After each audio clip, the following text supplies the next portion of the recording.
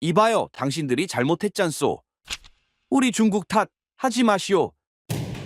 중국이 국제회의장에서 몽골에 내뱉은 이 한마디 때문에 전 세계가 발칵 뒤집혔습니다.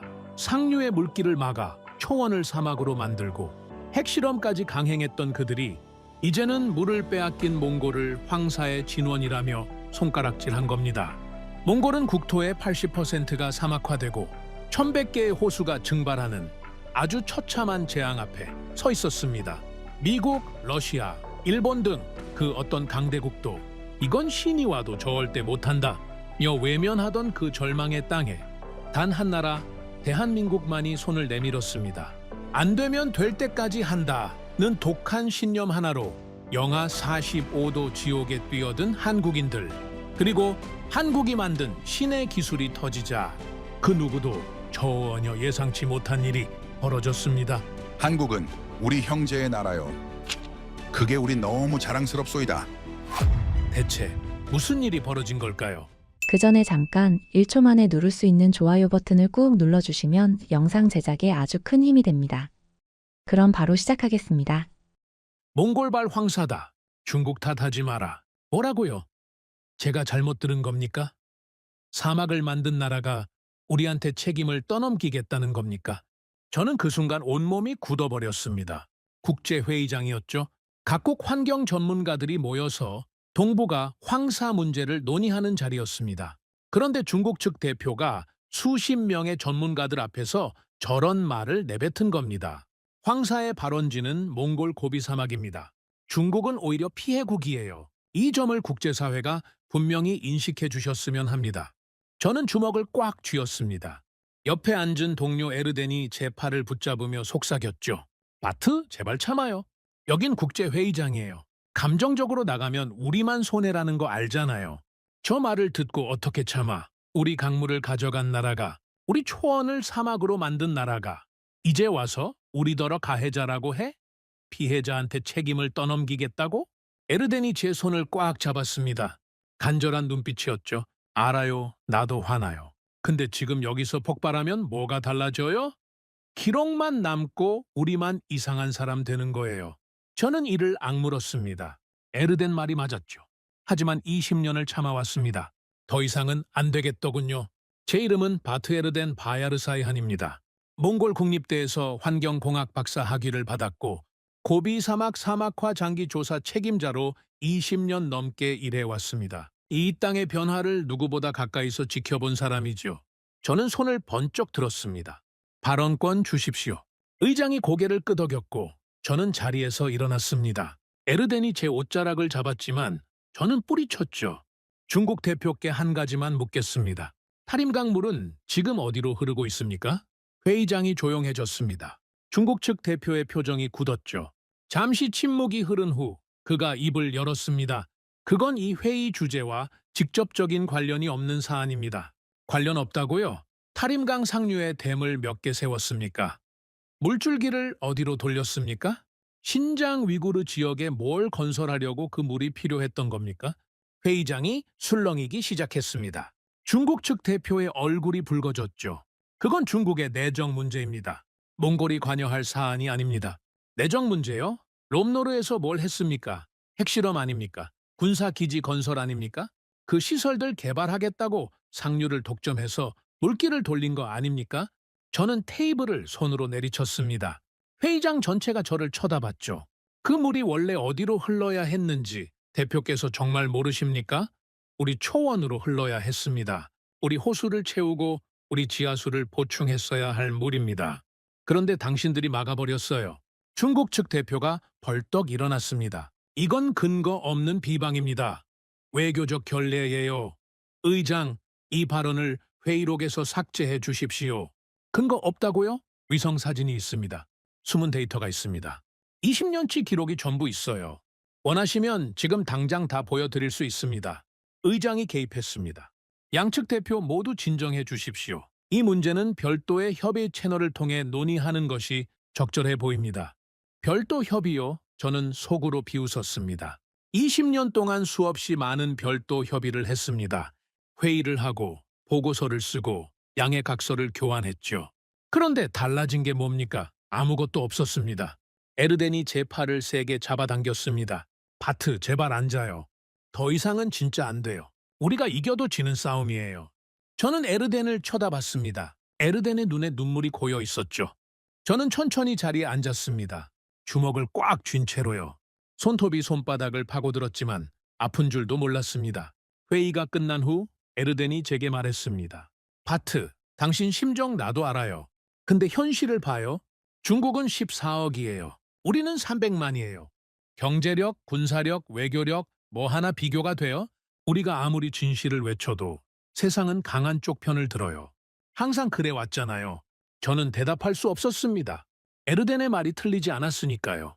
그날 밤 저는 호텔 방에서 잠을 이룰 수 없었습니다. 창밖을 바라봤죠. 뿌연 하늘이었습니다. 황사였습니다. 베이징 하늘을 뒤덮은 그 황사가 어디서 왔는지 저는 너무나 잘 알고 있었습니다. 몽골 고비 사막입니다. 맞습니다. 황사는 거기서 시작됩니다. 그건 사실이에요. 하지만 고비 사막이 왜 그렇게 됐는지 세상은 전혀 관심이 없었습니다. 제가 직접 본 것들을 말씀드리겠습니다. 타림강이라는 강이 있습니다. 중앙아시아에서 가장 긴 내륙 하천이죠. 길이가 2000킬로미터가 넘습니다. 이 강의 하류가 원래 몽골 쪽과 연결돼 있었습니다. 고비 사막 지하수를 채워주는 역할을 했죠. 우리 초원을 살리는 생명줄이었습니다. 그런데 중국이 상류에 댐을 세웠습니다. 물길을 자기네 내륙으로 돌려버렸죠. 신장 위구르 지역에 롬노르라는 곳이 있는데 그곳에서 수십 년간 핵실험을 했습니다. 군사시설도 건설했죠. 그 지역을 개발하려면 물이 필요했고 그래서 타림강 물을 가져간 겁니다. 우리 몫이었던 물을요? 하류는 당연히 말라 죽었습니다. 초원이 사막이 됐고 호수가 증발했고 강이 사라졌습니다. 저는 이 과정을 직접 목격했습니다. 몇 년 전 고비 사막 남쪽 지역 조사를 갔습니다. 제가 예전에 왔던 곳이었죠. 그때만 해도 작은 호수가 있었습니다. 유목민들이 양떼에게 물을 먹이던 곳이었어요. 그런데 호수가 사라져 있었습니다. 처음엔 길을 잘못 든 줄 알았습니다. 지도를 몇 번이고 다시 확인했죠. 분명히 여기가 맞았습니다. 그런데 물이 없었어요. 호수가 있던 자리에 하얀 소금 결정만 남아서 햇빛에 반짝이고 있었습니다. 저는 현지 안내인에게 물었습니다. 50살쯤 되어 보이는 유목민 바야르였죠. 여기 호수 있지 않았습니까? 제가 분명히 여기서 물을 봤는데요. 바야르가 쓸쓸하게 웃으며 대답했습니다. 몇 년 전에 완전히 말랐습니다. 처음엔 조금씩 줄어들더니 어느 날 갑자기 바닥을 드러냈어요. 그 뒤로는 한 방울도 고이질 않습니다. 왜 이렇게 된 겁니까? 비가 안 오는 건가요? 비요. 비는 예전이랑 똑같이 와요. 그런데 강이 안 흘러요. 물이 여기까지 안 들어온다고요. 상류에서 막아버렸으니까요. 저는 주변을 둘러봤습니다. 사방이 온통 모래였죠. 바람이 불 때마다 모래먼지가 피어올랐습니다. 바야르 씨, 예전엔 여기가 어땠습니까? 바야르의 눈이 아득히 멀어졌습니다. 한참을 말없이 서 있더니 천천히 입을 열었죠. 제가 어렸을 때요, 이 근처가 전부 초원이었습니다. 풀이 무릎까지 찼어요. 바람이 불면 풀들이 파도처럼 일렁였죠. 양들이 하루 종일 풀을 뜯어도 다 못 먹을 정도였습니다. 지평선 끝까지 초록이었어요. 바야르가 발로 모래를 걷어찼습니다.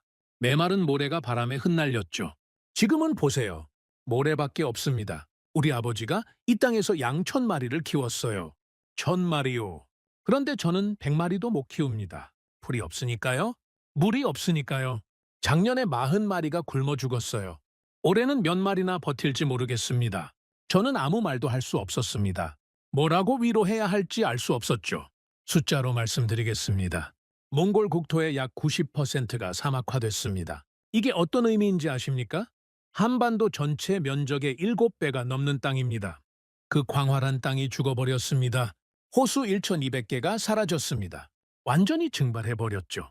강 900개가 말라붙었습니다. 예전에 물고기가 뛰놀던 강바닥에 이제는 모래만 쌓여 있습니다.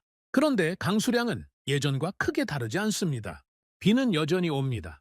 그러면 물은 대체 어디로 간 겁니까? 답은 하나밖에 없습니다. 상류에서 막았으니까요. 몽골에서는 이런 재앙을 조드라고 부릅니다. 혹한과 가뭄이 겹치는 최악의 상황이죠. 몇 년 전 조드가 닥쳤을 때 저는 현장에 있었습니다. 가축 수백만 마리가 죽었습니다. 하룻밤 사이에 수만 마리가 얼어 죽었죠. 초원 위에 양들이 쓰러져 있었습니다. 수천 마리가 눈 위에 널브러져 있었죠. 차마 눈을 뜰 수가 없었습니다. 유목민들이 자기 가축 옆에 주저앉아 울고 있었습니다. 한 가족을 만났습니다. 아버지, 어머니, 어린아이 둘이었죠. 천막 앞에 넋이 나간 채 앉아 있었습니다. 괜찮으십니까? 무슨 일이 있으신 겁니까? 제가 물었습니다. 아버지가 저를 올려다 봤는데 눈이 텅 비어 있었습니다. 양이 다 죽었습니다. 200마리가 하룻밤에 전부 죽었어요. 제가 평생 모은 게 저 양들이었는데 아침에 일어나 보니까 전부 얼어 있었습니다. 어머니가 흐느끼며 말했습니다. 이제 어떻게 살아요? 양이 전부였는데 뭘 먹고 살아요? 애들은 뭘 먹여요? 저는 대답할 수 없었습니다. 무슨 말로 위로를 할 수 있겠습니까? 정부에서 지원은 안 나옵니까? 제가 조심스럽게 물었죠. 아버지가 힘없이 고개를 저었습니다. 정부요? 우리 같은 사람들한테 누가 신경을 써요? 도시에서 뭐가 어떻게 돌아가는지도 모르겠고 신경 쓸 여력도 없습니다. 그냥 여기서 죽으라는 거죠. 그 가족은 결국 도시로 떠났습니다. 울란바토르 외곽으로요. 게르촌이라고 불리는 빈민가입니다. 쓰레기 매립지 바로 옆에 천막을 치고 삽니다. 환경 난민입니다. 사막이 만들어낸 난민이죠? 지금 몽골 인구의 절반 가까이가 울란바토르에 몰려 있습니다. 그중 상당수가 이런 환경 난민들이에요. 수천 년 이어온 유목 생활을 포기한 사람들입니다. 삶의 방식 자체를 빼앗긴 사람들이죠. 그런데 세상은 뭐라고 합니까? 몽골발 황사, 피해자가 가해자가 됐습니다. 물을 빼앗긴 나라가 황사의 원흉이 됐습니다. 저는 절망했습니다. 20년 동안 데이터를 모으고 논문을 쓰고 보고서를 제출했습니다. 국제기구에도 알렸고 언론에도 제보했습니다. 그런데 아무 소용이 없었어요. 기사 한 줄 나지 않았습니다. 세상은 강한 나라 편입니다. 약한 나라의 목소리는 그냥 묻혀버립니다. 저는 체념하기 시작했습니다. 이건 우리가 감당할 수 있는 싸움이 아니라고요. 중국을 상대로 우리가 뭘 할 수 있겠습니까? 몽골은 너무 작은 나라입니다. 그렇게 포기하려던 찰나였습니다. 한국에서 연락이 왔습니다. 저는 심장이 철렁 내려앉았습니다. 한국이라고요? 한국이 우리한테 무슨 용건이 있다는 겁니까? 설마 우리 황사 때문에 항의하려는 건 아닐까? 피해 보상을 요구하려는 건 아닐까? 그런데 말도 안 되는 일이 벌어졌습니다. 한국에서 공식 서한이 왔습니다. 저는 처음에 믿을 수가 없었습니다. 항해 서한일 거라고 생각했죠. 황사 피해 보상을 요구하거나 사과를 요구하는 내용일 거라고요. 그런데 첫 문장을 읽는 순간 저는 멈춰버렸습니다. 몽골 사막화 방지 공동 프로젝트를 제안합니다. 공동 프로젝트요. 저는 몇 번이고 다시 읽었습니다. 이건 원조가 아닙니다. 공동 생존의 문제입니다. 황사의 근원을 막지 않으면 한국도 계속 피해를 봅니다. 도와주겠다는 게 아닙니다. 같이 해결하자는 겁니다. 같이 해결하자. 저는 그 문장 앞에서 한참을 멍하니 앉아 있었습니다. 20년 동안 수많은 나라에 도움을 요청했습니다. 돌아온 건 침묵뿐이었죠. 보고서만 쓰고 떠나거나 회의만 하고 사라지거나 그게 전부였습니다. 그런데 한국이 먼저 손을 내밀었습니다. 시혜적인 태도가 아니라 같이 하자는 제안이었습니다. 솔직히 저는 믿지 않았습니다. 또 하나의 실패 사례가 될 거라고 생각했죠. 외국의 환경 원조라는 게 다 그렇습니다. 처음엔 거창하게 시작하고 몇 년 지나면 슬그머니 사라집니다. 하지만 저는 답장을 보냈습니다. 다른 선택지가 없었으니까요. 며칠 후 한국 측 대표단이 몽골에 도착했습니다.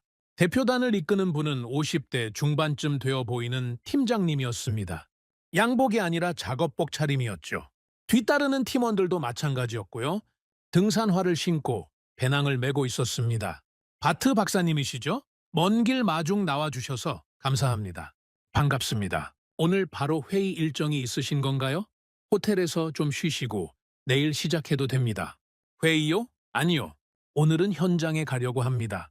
현장이요? 지금 바로요? 네. 현장을 먼저 봐야죠. 현장도 안 보고 무슨 회의를 합니까? 저는 놀랐습니다. 보통 외국 대표단이 오면 호텔에 여장을 풀고 환영 만찬을 합니다. 현장 방문은 형식적으로 한번 둘러보는 정도죠. 그런데 이 사람들은 공항에서 바로 현장으로 가겠다고 합니다. 4시간을 달려 사막화가 가장 심한 지역에 도착했습니다. 황량한 벌판이 펼쳐져 있었죠. 예전에는 초원이었던 곳입니다. 지금은 모래와 자갈만 남아 있었습니다. 팀장님이 차에서 내려 쪼그리고 앉았습니다. 흙을 한 줌 집어들더니 손가락 사이로 비비면서 꼼꼼히 살펴봤습니다. 그리고 코에 가져다 대고 냄새를 맡더니 혀에 살짝 대서 맛까지 봤습니다. 물기가 전혀 없네요. 염분도 꽤 있고요. 네, 지하수 수위가 너무 낮아졌습니다. 식물 뿌리가 닿을 수 있는 깊이에 물이 없어요. 바트 박사님, 여기에 나무를 심으면 살 수 있겠습니까? 저는 솔직하게 대답했습니다. 못 삽니다. 물이 없으니까요. 실제로 여러 번 시도했어요. 수십만 그루를 심었는데 생존율이 10%도 안 됐습니다. 그러면 왜 다들 나무부터 심으려고 합니까? 저는 잠시 말문이 막혔습니다. 그게 사막화 방지의 기본이니까요. 나무를 심어서 모래를 막고 나무는 결과입니다. 팀장님이 제 말을 끊었습니다. 나무가 자라려면 뭐가 있어야 합니까? 물이 있어야죠. 물이 없는데 나무를 심으면 어떻게 됩니까? 죽습니다. 문제의 시작은 나무가 아닙니다. 물입니다. 우리는 마른 강바닥으로 걸어갔습니다. 예전에는 물이 흐르던 곳이었죠. 지금은 돌멩이와 모래만 남아 있었습니다. 팀장님이 상류 쪽을 한참 바라보더니 물었습니다. 바트 박사님, 여기에 댐을 지으면 어떻겠습니까? 저는 귀를 의심했습니다. 댐이요? 팀장님, 그건 불가능합니다. 겨울엔 영하 40도까지 내려갑니다. 콘크리트가 버틸 수 없어요. 그리고 모래가 계속 쌓입니다. 댐을 지어도 몇 년 안에 묻혀버려요? 다 알고 있습니다. 팀장님의 대답이 너무 담담해서 저는 오히려 당황했습니다. 다 아시면서 왜 댐을 짓겠다고 하시는 겁니까? 바트 박사님, 한국이 어떤 나라인지 아십니까? 한국은 전쟁으로 모든 걸 잃은 나라입니다. 전쟁이 끝났을 때 산에 나무가 한 그루도 없었어요. 민둥산뿐이었습니다. 그때 외국 전문가들이 뭐라고 했는지 아십니까? 한국에선 절대로 숲이 다시 자랄 수 없다고 했습니다. 포기하라고 했죠. 팀장님이 마른 강바닥을 내려다봤습니다. 그런데 지금 한국은 국토의 60% 이상이 숲입니다. 우리는 이미 실패를 경험한 나라입니다. 나무를 심었다가 전부 죽이고 댐을 지었다가 무너뜨리고 그래서 압니다.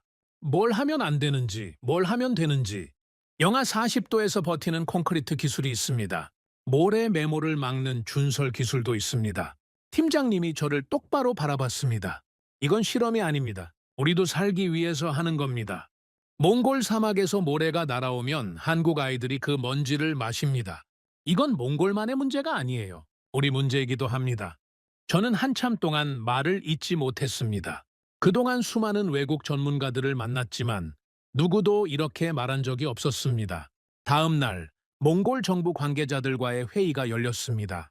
한국 측 대표단이 프로젝트 계획을 설명하자마자 환경부 차관이 입을 열었습니다. 실례지만 그게 가능하다고 생각하십니까? 겨울엔 영하 40도입니다. 콘크리트가 버틸 수 없어요. 버틸 수 있는 기술이 있습니다. 차관이 코웃음을 쳤습니다. 그런 기술이 있으면 왜 다른 나라들은 안 합니까? 한국만 할 수 있다는 건 좀 오만한 거 아닙니까? 다른 나라들은 경험이 없어서 안 한 겁니다. 우리는 있습니다. 무슨 경험이요? 실패의 경험입니다. 회의실이 조용해졌습니다. 차관이 저를 쳐다봤습니다. 바트 박사, 당신 생각은 어떻습니까? 저는 잠시 망설였습니다. 하지만 어제 현장에서 본 것들이 떠올랐습니다. 흙을 직접 만지고 냄새를 맡고 맛까지 보던 팀장님의 모습이요. 저도 처음엔 불가능하다고 생각했습니다. 하지만 어제 현장에서 이분들을 보면서 생각이 바뀌었습니다. 최소한 이분들은 진심인 것 같습니다. 차관이 팀장님을 바라봤습니다. 한 가지만 묻겠습니다. 이게 한국을 위한 일입니까? 몽골을 위한 일입니까? 둘 다입니다. 몽골 사막에서 모래가 날아오면 한국 하늘이 뿌옇게 됩니다. 몽골이 살아야 한국도 살 수 있어요. 이건 원조가 아닙니다. 공동 생존입니다. 회의는 결론 없이 끝났습니다. 하지만 완전한 거절도 아니었죠. 회의실을 나서면서 팀장님이 물었습니다. 바트 박사님, 가능성이 있을까요? 솔직히 모르겠습니다. 하지만 한 가지는 확실합니다. 지금까지 우리한테 이렇게 말한 나라는 없었습니다. 그 말이 진심이라면 해볼 만하다고 생각합니다. 진심입니다. 두고 보시면 압니다. 저는 아직 반신반의했습니다. 하지만 처음으로 희망 비슷한 감정을 느꼈죠. 정말 작은 희망이었습니다. 거의 없는 것과 마찬가지였습니다. 하지만 완전히 없는 것보다는 나았습니다. 그리고 그 희망은 곧 시험대에 오르게 됩니다. 사막에 댐을 짓겠다는 그 무모한 계획이 정말 실행에 옮겨졌을 때 저는 제 눈을 의심해야 했습니다. 프로젝트가 승인됐습니다. 솔직히 놀랐습니다. 몽골 정부가 이렇게 빨리 결정을 내릴 줄은 몰랐거든요. 회의 때 차관의 표정을 봤잖아요. 코웃음을 치던 그 표정이요. 그런데 불과 며칠 만에 승인이 떨어졌습니다. 나중에 들은 얘기로는 한국 측이 제시한 조건이 파격적이었다고 합니다. 기술 이전을 약속했고 몽골 인력을 직접 훈련시키겠다고 했죠. 그리고 무엇보다 중요한 건 실패해도 비용을 청구하지 않겠다고 한 겁니다. 우리가 책임지겠습니다. 실패하면 우리 잘못입니다. 팀장님이 그렇게 말했다고 하더군요. 그 한마디가 결정적이었다고 합니다. 공사가 시작됐습니다. 저는 현장 자문으로 참여하게 됐습니다. 매일 공사 현장에 나갔죠. 한국에서 기술진이 대거 들어왔습니다. 장비도 들어왔고요. 사막 한가운데 갑자기 사람들이 북적거리기 시작했습니다. 처음엔 신기했습니다. 이 황량한 벌판에 정말 댐이 들어선다고? 반신반의했죠. 그런데 공사가 진행되면서 저는 점점 불안해지기 시작했습니다. 몽골의 환경은 상상 이상으로 가혹합니다. 한국 기술진도 그걸 알고 있다고 했지만 아는 것과 겪는 건 다르거든요. 첫 번째 문제는 기온이었습니다. 공사를 시작한 건 여름이었습니다.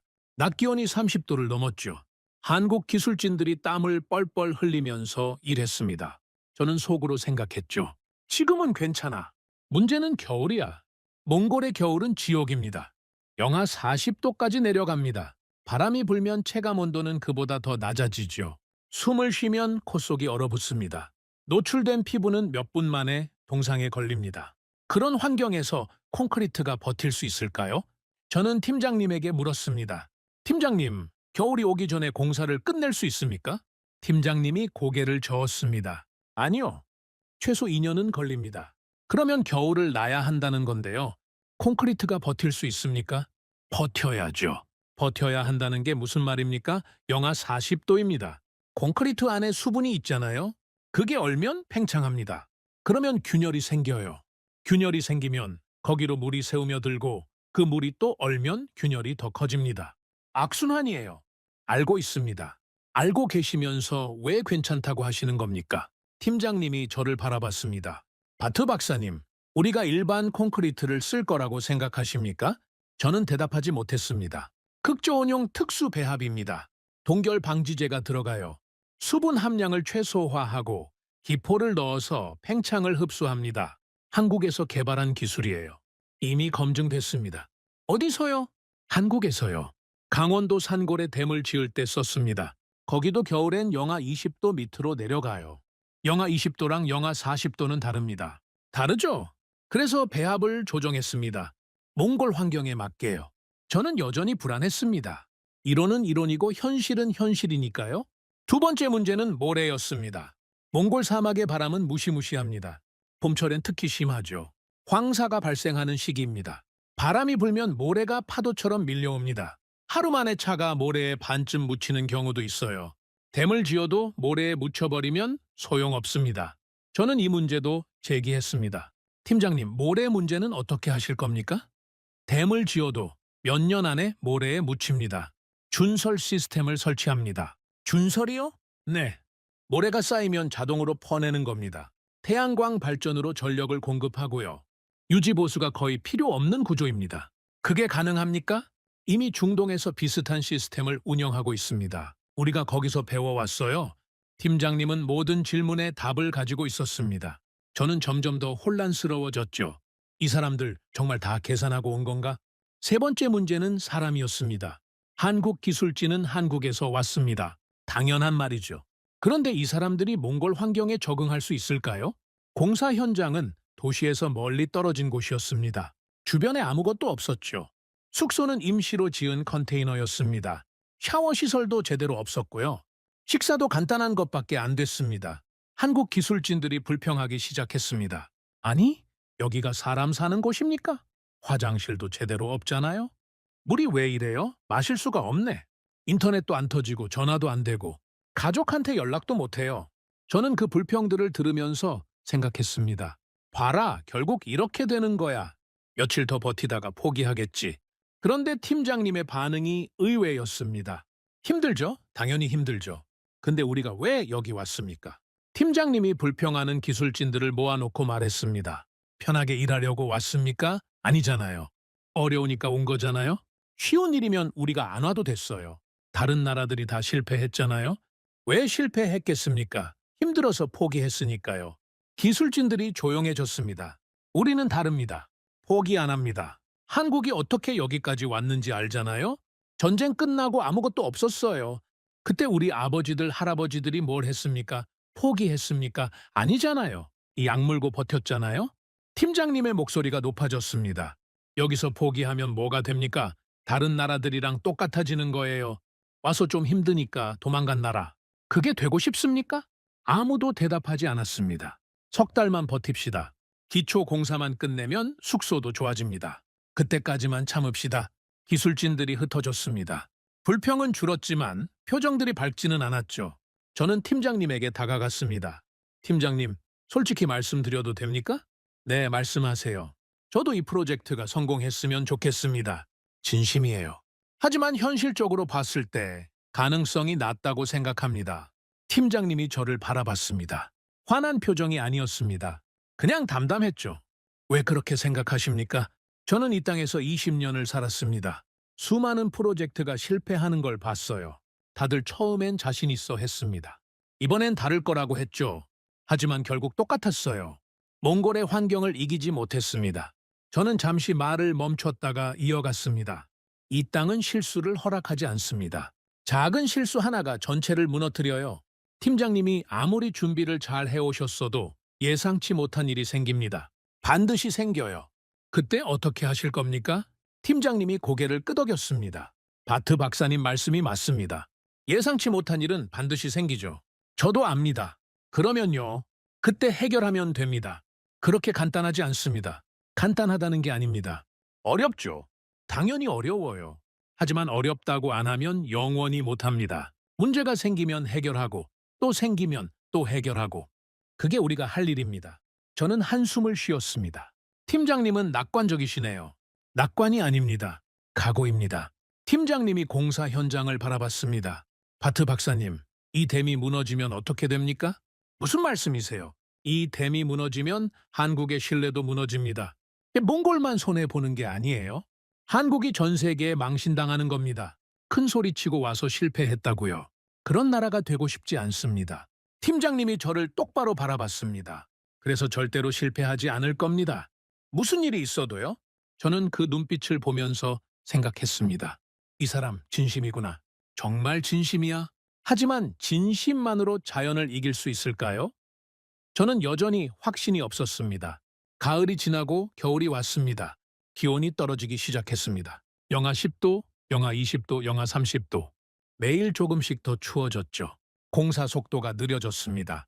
당연한 일이었죠. 추우면 사람이 못 움직입니다. 장비도 제대로 작동하지 않았고요. 기름이 얼어붙었습니다. 배터리가 방전됐죠.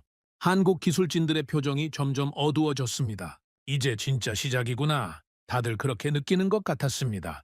그리고 마침내 영하 40도가 됐습니다. 그날 아침 저는 현장에 나가려다가 멈췄습니다. 문을 여는 순간 얼굴이 바늘로 찌르는 것처럼 아팠거든요. 숨을 쉬면 폐가 얼어붙는 것 같았습니다. 이건 사람이 밖에 나갈 날씨가 아닙니다. 저는 한국 기술진 숙소로 갔습니다. 모두 안에 있었죠. 얼굴들이 창백했습니다. 오늘은 공사 못하겠네요. 제가 말했습니다. 당연한 얘기였죠. 그런데 팀장님이 일어섰습니다. 아니요. 오늘 콘크리트 타설 일정입니다. 예정대로 합니다. 팀장님, 밖에 영하 40도입니다. 사람이 나가면 안 돼요. 교대로 나갑니다. 30분 일하고 30분 쉬고. 그렇게 하면 됩니다. 저는 어이가 없었습니다. 콘크리트가 얼어버립니다. 이 온도에서 타설하면 안 돼요. 보온 양생합니다. 타설하고 바로 보온재로 덮어요. 열선도 깔았습니다. 콘크리트 온도가 떨어지지 않게요. 그래도 위험합니다. 위험하죠. 하지만 해야 합니다. 팀장님이 작업복을 입기 시작했습니다. 다른 기술진들도 하나둘 따라 일어났죠. 저는 그 모습을 지켜보면서 생각했습니다. 이 사람들 미친 거 아닌가? 영하 40도의 콘크리트를 붓겠다고? 하지만 저도 따라 나갔습니다.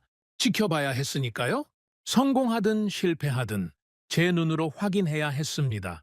현장은 전쟁터 같았습니다. 기술진들이 30분씩 교대로 나와서 일했습니다.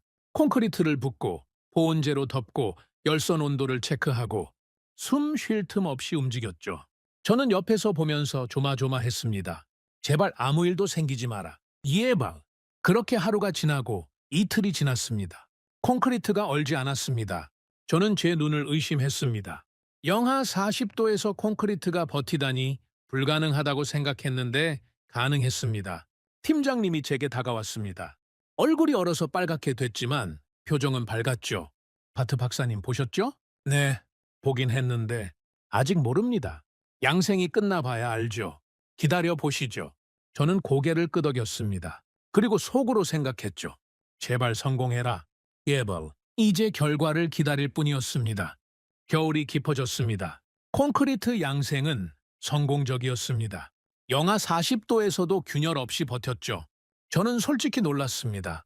불가능하다고 생각했던 일이 눈앞에서 벌어지고 있었으니까요. 하지만 안심하기엔 일렀습니다. 몽골의 겨울은 한 번에 끝나지 않습니다. 영하 40도가 며칠 계속되다가 갑자기 영하 20도로 올라갔다가 다시 영하 45도로 뚝 떨어지기도 하죠. 이런 급격한 온도 변화가 가장 위험합니다. 낮에 조금 풀렸다가 밤에 다시 얼어붙으면 그때 균열이 생깁니다. 콘크리트 안에 있는 미세한 수분이 팽창과 수축을 반복하면서 구조물을 안에서부터 갉아먹는 거죠. 저는 매일 댐 상태를 점검했습니다. 아침마다 현장에 나가서 콘크리트 표면을 살펴봤죠. 작은 금이라도 생기지 않았는지, 혹시 이상한 소리가 나지 않는지. 처음 몇 주는 괜찮았습니다. 댐은 굳건하게 버티고 있었죠. 그러다 그날이 왔습니다. 새벽 3시쯤이었습니다. 저는 숙소에서 자고 있었죠. 갑자기 누군가 문을 두드렸습니다. 거칠게, 다급하게. 바트 박사님, 바트 박사님. 저는 벌떡 일어났습니다. 문을 열었더니 한국 기술진 한 명이 서 있었습니다. 얼굴이 창백했죠. 숨을 헐떡이고 있었습니다. 무슨 일입니까? 댐에 금이 갔습니다. 심장이 철렁 내려앉았습니다. 뭐라고요? 균열이 발견됐습니다. 지금 바로 와주셔야 합니다. 저는 옷을 급히 걸치고 현장으로 달려갔습니다. 밖은 칠흑 같은 어둠이었죠. 기온은 영하 38도. 얼굴을 바늘로 찌르는 것 같은 추위였습니다. 현장에 도착하니 한국 기술진들이 모여 있었습니다. 손전등 불빛이 댐 표면을 비추고 있었죠. 팀장님도 와 있었습니다. 표정이 굳어 있었습니다. 어디입니까? 제가 물었습니다. 팀장님이 손전등으로 한 지점을 가리켰죠. 저는 그쪽으로 다가갔습니다. 손전등 불빛 아래 콘크리트 표면에 가느다란 선이 보였습니다. 머리카락보다 조금 두꺼운 정도였죠. 길이는 한 뼘 정도 됐습니다. 미세 균열이었습니다. 저는 손으로 그 부분을 만져봤습니다. 차가웠습니다. 그리고 축축했죠. 물이 스며들고 있었습니다. 언제 발견했습니까? 2시간 전입니다. 야간 순찰 중에 발견했어요. 다른 곳은요? 다른 곳에도 있습니까? 지금 확인 중입니다. 저는 댐 전체를 둘러봤습니다. 손전등 불빛이 여기저기를 비추고 있었죠. 기술진들이 곳곳을 점검하고 있었습니다. 잠시 후 또 다른 기술진이 달려왔습니다. 팀장님, 저쪽에도 있습니다. 두 군데요? 저는 눈앞이 캄캄해졌습니다. 균열이 한 군데가 아니었습니다. 3군데였죠. 어쩌면 더 있을 수도 있었습니다. 팀장님이 저를 바라봤습니다. 바트 박사님, 어떻게 생각하십니까? 저는 솔직하게 말했습니다. 심각합니다. 지금 물이 스며들고 있어요. 이 물이 얼면 균열이 더 커집니다. 균열이 커지면 더 많은 물이 스며들고 그 물이 또 얼면 악순환입니다. 빨리 조치하지 않으면 댐 전체가 위험해질 수 있습니다. 팀장님의 표정이 더 굳어졌습니다. 얼마나 시간이 있습니까? 모르겠습니다. 며칠일 수도 있고 몇 시간일 수도 있어요. 기온에 따라 다릅니다. 그때 한국 기술진 중 한 명이 말했습니다. 팀장님, 철수해야 하는 거 아닙니까? 이 상태로는 위험합니다. 다른 기술진도 동조했죠. 맞습니다. 일단 물러나서 상황을 지켜보는 게 안 됩니다. 팀장님이 단호하게 말했습니다. 지금 물러나면 끝입니다. 균열이 더 커지기 전에 막아야 해요. 어떻게요? 이 온도에서 보수 작업을 할 수 있습니까? 해야 합니다. 숙소로 돌아와서 긴급 회의가 열렸습니다. 한국 기술진들과 몽골 측 관계자들이 모였죠. 저도 참석했습니다. 분위기가 무거웠습니다. 몽골 환경부에서 나온 관계자가 먼저 입을 열었습니다. 상황이 심각하다고 들었습니다. 솔직히 말씀해 주십시오. 이 댐 무너질 가능성이 있습니까? 팀장님이 대답했습니다. 지금 상태로 두면 가능성이 있습니다. 하지만 보강 작업을 하면 막을 수 있습니다. 보강 작업이요? 이 온도에서요? 네. 환경부 관계자가 고개를 저었습니다. 팀장님, 저도 이 프로젝트가 성공하길 바랍니다. 하지만 현실적으로 봐야죠. 영하 40도에서 보수 작업을 한다고요? 사람이 다칩니다. 아니, 죽을 수도 있어요. 교대로 작업하면 됩니다. 그래도 위험합니다. 만약 작업 중에 사고가 나면 어떻게 합니까? 국제적인 문제가 됩니다. 한국 정부도 곤란해지고 우리 정부도 곤란해져요. 다른 몽골 관계자가 말했습니다. 저도 같은 생각입니다. 일단 철수하는 게 맞습니다. 봄이 되면 다시 시작하면 되잖아요? 봄까지 기다리면 댐이 무너집니다. 팀장님의 목소리가 높아졌습니다. 지금 균열을 막지 않으면 봄에 눈이 녹으면서 물이 한꺼번에 밀려듭니다. 그러면 댐이 버틸 수 없어요. 지금 막아야 합니다. 회의실이 조용해졌습니다. 환경부 관계자가 저를 쳐다봤습니다. 바트 박사님, 당신 생각은 어떻습니까? 당신이 이 지역 전문가잖아요. 솔직하게 말해 주십시오. 저는 잠시 망설였습니다. 모든 시선이 저를 향하고 있었죠. 솔직히 저도 두려웠습니다. 이 상황에서 보강 작업을 한다고요? 정말 가능한 겁니까? 실패하면 어떻게 됩니까? 하지만 동시에 다른 생각도 들었습니다. 여기서 포기하면 모든 게 끝입니다. 지금까지의 노력이 물거품이 됩니다. 그리고 다시는 이런 기회가 오지 않을 거예요. 저도 위험하다고 생각합니다. 제가 천천히 말했습니다. 환경부 관계자가 고개를 끄덕였죠. 그러니까 철수가. 하지만 저는 말을 이었습니다. 철수하면 끝입니다. 팀장님 말씀이 맞아요. 봄까지 기다리면 댐이 무너집니다. 그러면 지금까지의 모든 노력이 헛됩니다. 돈도 시간도 사람들의 땀도 전부요. 저는 팀장님을 바라봤습니다. 보강 작업이 가능하다면 해야 한다고 생각합니다. 팀장님이 고개를 끄덕였습니다. 환경부 관계자는 한숨을 쉬었죠. 바트 박사, 당신이 책임질 수 있습니까? 책임은 제가 지는 게 아닙니다. 우리 모두가 지는 거죠. 회의는 결론 없이 끝났습니다. 하지만 팀장님은 이미 결정을 내린 것 같았습니다. 회의실을 나서면서 팀장님이 저한테 말했습니다. 바트 박사님, 감사합니다. 뭘요? 지지해 주셔서요.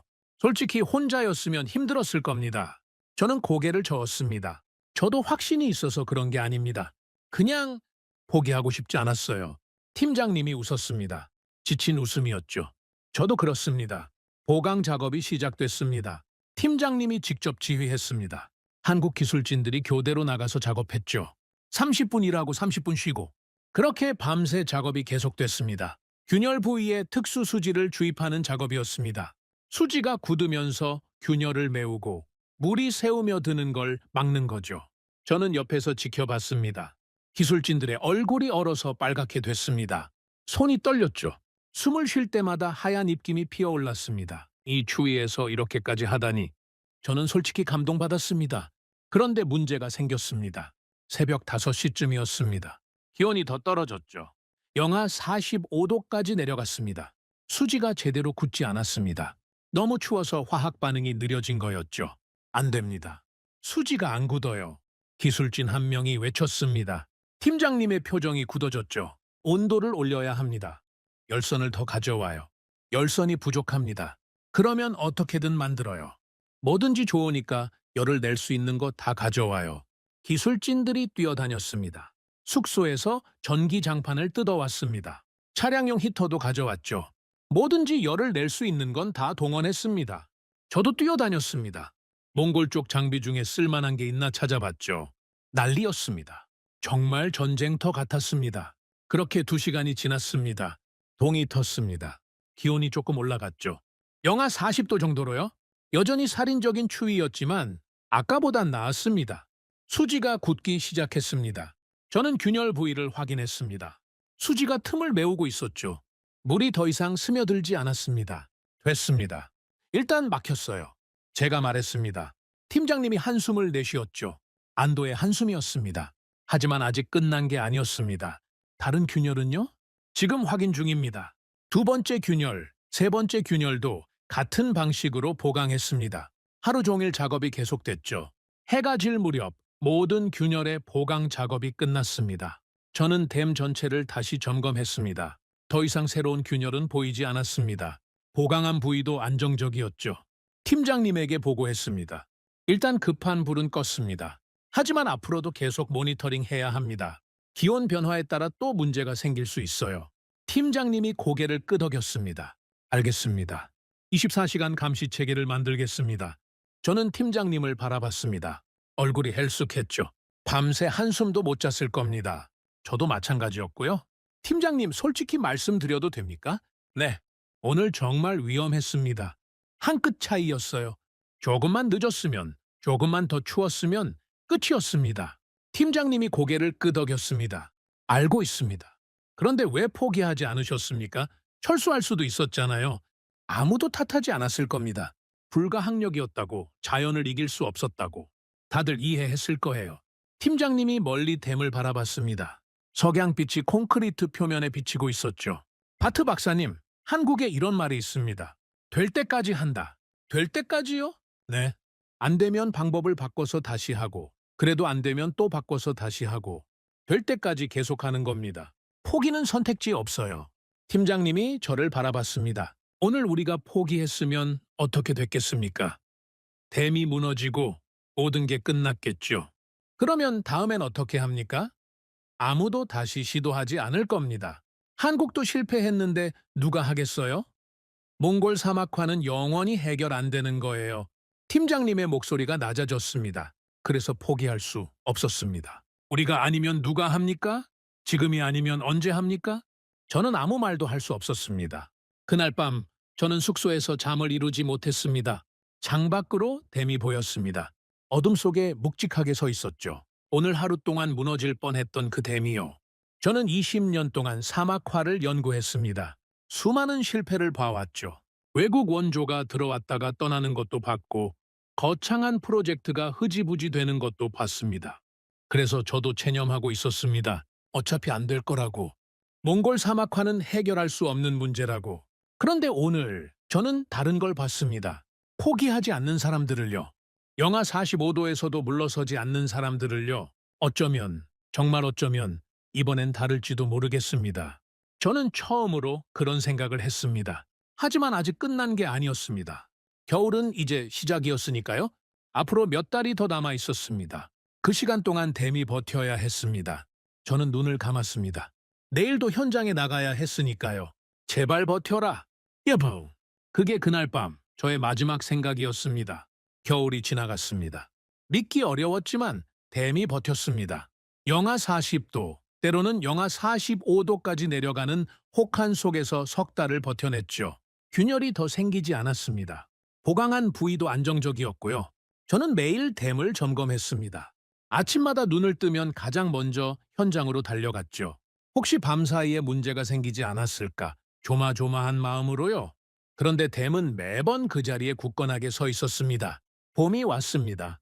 몽골의 봄은 조용히 찾아옵니다. 어느 날 갑자기 바람이 따뜻해지고 얼었던 땅이 조금씩 풀리기 시작하죠. 기온이 영하 20도, 영하 10도 영상으로 올라갔습니다. 그리고 눈이 녹기 시작했습니다. 산에 쌓여있던 눈이 녹아서 물이 됐습니다. 그 물이 계곡을 타고 흘러내렸죠. 마른 강바닥에 물줄기가 생겼습니다. 처음엔 실개천 정도였습니다. 그러다 점점 굵어졌죠. 저는 댐 앞에 서서 그 광경을 지켜봤습니다. 물이 오고 있었습니다. 몇 년 만에 처음 보는 풍경이었죠. 마른 강바닥에 물이 흐르다니. 저는 눈을 의심했습니다.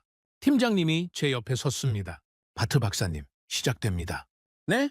근데 솔직히 아직도 믿기지 않습니다. 정말 물이 고일까요? 고여야죠. 안 고이면 큰일입니다. 팀장님이 웃었습니다. 농담인지 진담인지 모를 웃음이었죠. 물은 점점 불어났습니다. 산에서 내려오는 눈 녹은 물, 봄비가 합쳐지면서 수량이 늘어났습니다. 물이 댐 앞까지 도달했죠. 그리고 멈췄습니다. 더 이상 흘러가지 않았습니다. 댐이 물을 막고 있었습니다. 저는 가슴이 두근거렸습니다. 진짜 되는 건가? 정말로? 하루가 지나고 이틀이 지났습니다. 물이 조금씩 차올랐습니다. 댐 뒤쪽에 물웅덩이가 생겼죠. 처음엔 발목 깊이 정도였습니다. 그러다 무릎까지 찼습니다. 허리까지 찼습니다. 일주일이 지나자 작은 호수가 형성됐습니다. 저는 제 눈을 의심했습니다. 사막 한가운데 호수라니. 몇 년 전만 해도 이곳은 모래와 자갈뿐이었습니다. 풀 한 폭이 없는 황무지였죠.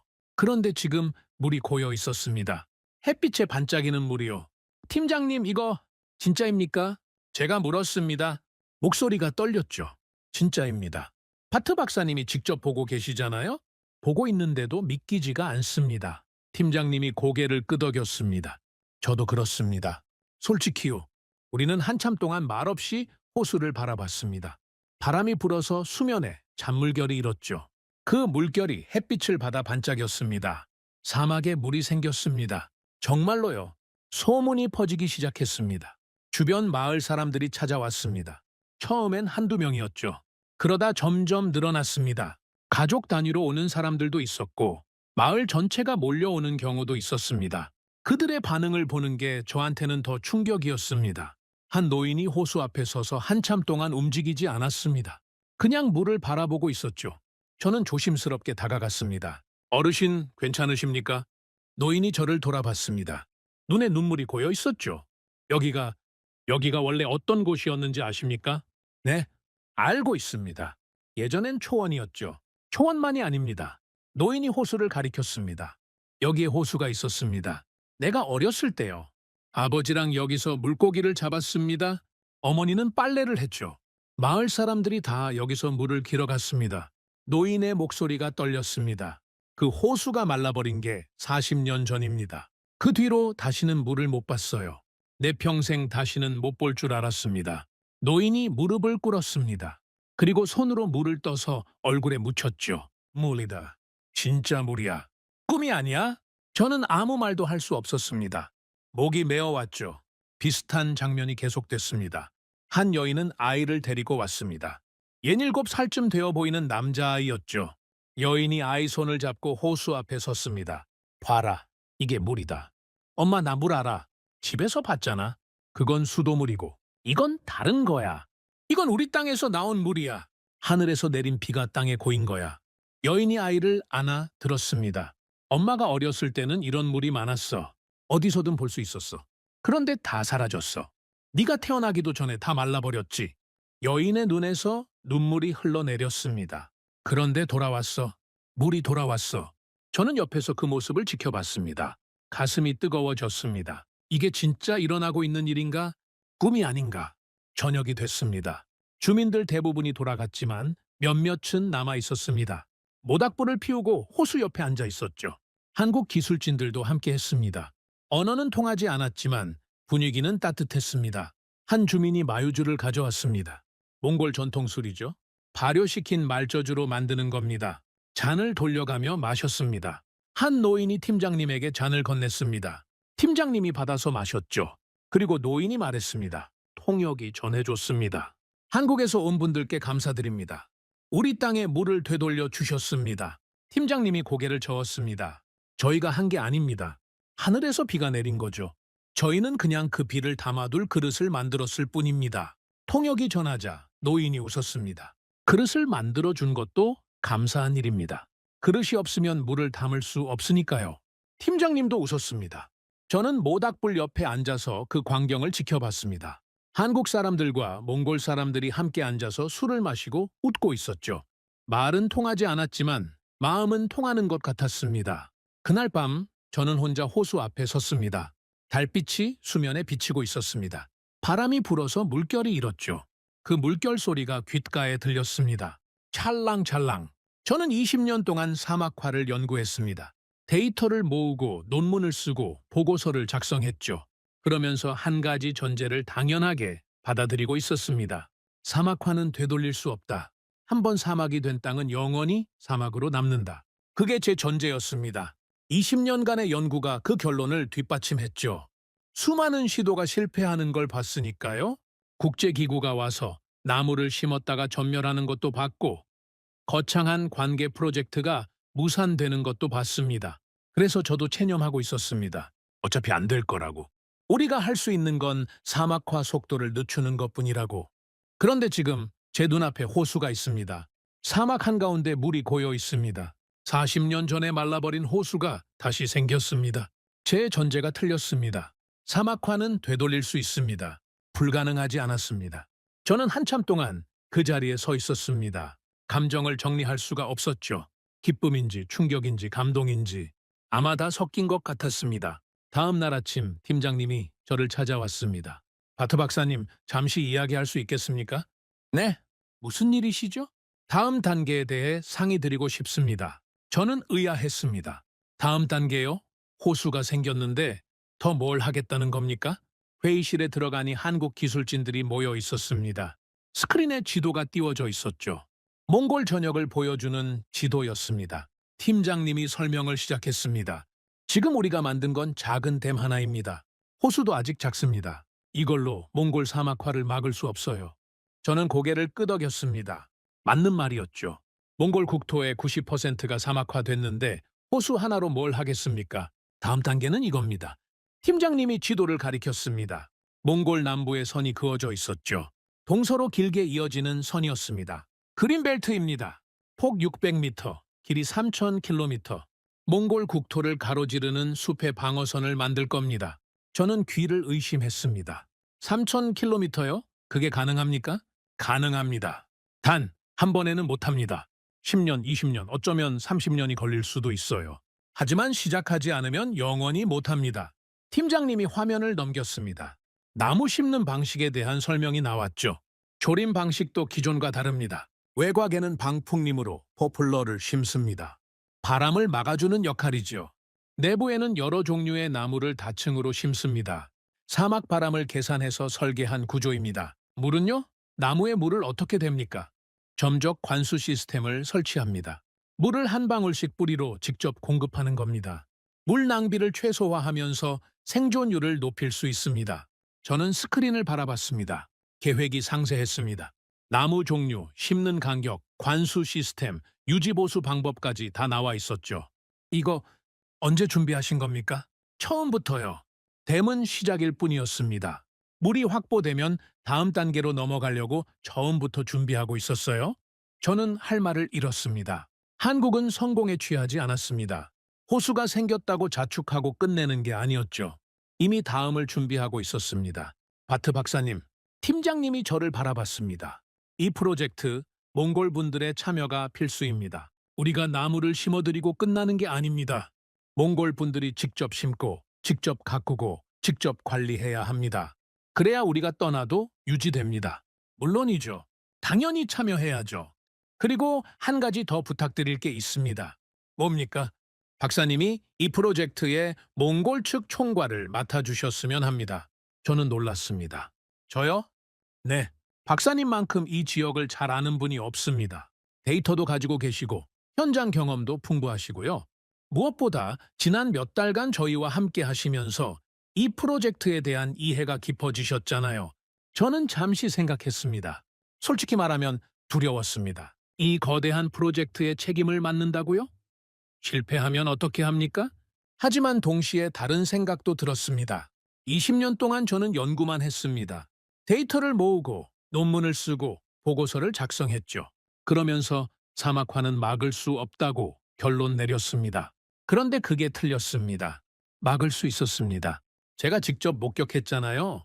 이제 연구만 할 게 아니라 직접 뛰어들어야 할 때입니다. 알겠습니다. 하겠습니다. 제가 대답했습니다. 팀장님이 웃었죠. 감사합니다. 박사님이 함께해 주시면 100만 지원군을 얻은 것 같습니다. 저도 웃었습니다. 그리고 생각했죠. 이건 이제 한국의 프로젝트가 아닙니다. 몽골의 프로젝트입니다. 아니, 우리 모두의 프로젝트입니다. 회의가 끝난 후 저는 다시 호수 앞에 섰습니다. 물이 햇빛을 받아 반짝이고 있었습니다. 바람이 불어서 물결이 일었죠. 그 물결이 호숫가에 부딪히며 작은 소리를 냈습니다. 저는 문득 깨달았습니다. 사막은 물을 기억하고 있었습니다. 40년 전에 호수가 말랐지만 땅은 그 기억을 간직하고 있었죠. 물이 돌아오자 땅이 다시 살아나기 시작했습니다. 호숫가의 작은 풀들이 돋아나고 있었습니다. 며칠 전만 해도 없던 풀들이요. 생명이 돌아오고 있었습니다. 저는 깊이 숨을 들이쉬었습니다.